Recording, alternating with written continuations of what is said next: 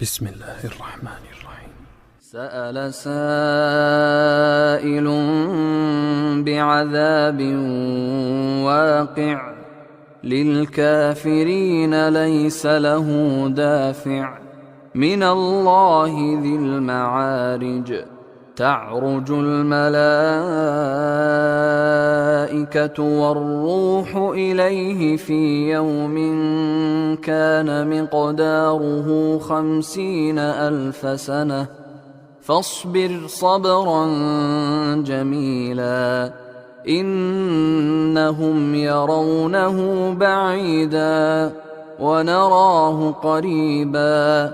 يوم تكون السماء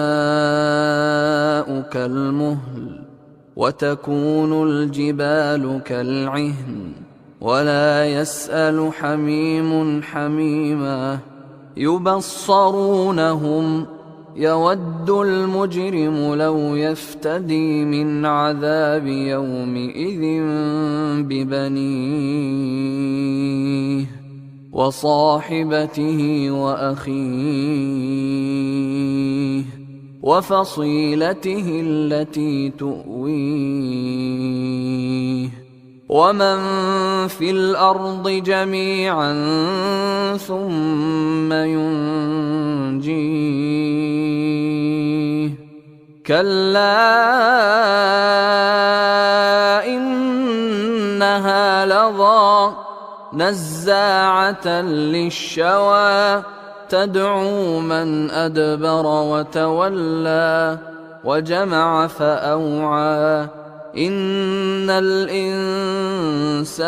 خلق هلوعا إذا مسه الشر جزوعا وإذا مسه الخير منوعا إلا المصلين الذين هم على صلاتهم دائمون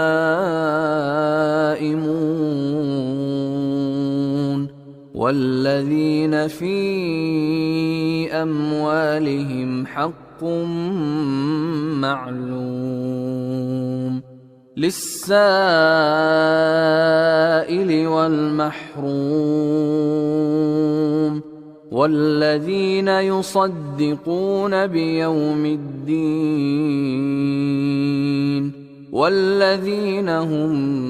من عذاب ربهم مشفقون إن عذاب ربهم غير مأمون والذين هم لفروجهم حافظون إلا على أزواجهم أو ما ملكت أيمانهم فإنهم غير ملومين فمن ابتغى وراء ذلك فأولئك هم العادون والذين هم لأماناتهم وعهدهم راعون والذين هم بشهاداتهم قائمون والذين هم على صلاتهم يحافظون أولئك في جنات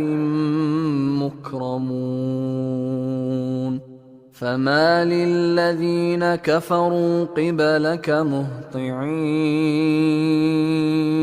عن اليمين وعن الشمال عزين أيطمع كل امرئ منهم أن يدخل جنة نعيم كلا إنا خلقناهم مما يعلمون فلا أقسم برب المشارق والمغارب إنا لقادرون على أن نبدل خيرا منهم وما نحن بمسبوقين فذرهم يخوضوا ويلعبوا حتى يلاقوا يومهم الذي يوعدون يوم يخرجون من الأجداث سراعا كأنهم إلى نصب يوفضون خاشعة أبصارهم ترهقهم ذلة ذلك اليوم الذي كانوا يوعدون